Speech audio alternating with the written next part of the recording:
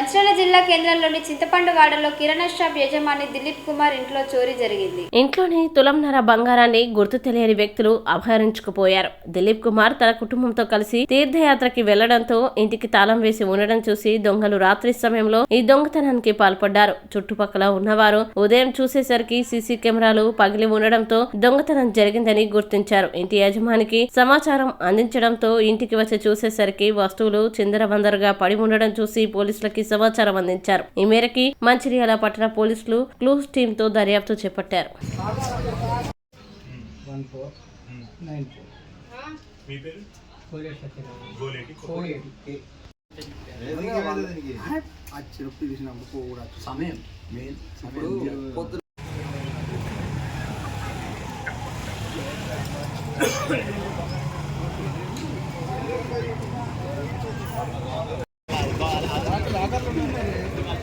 అలాగే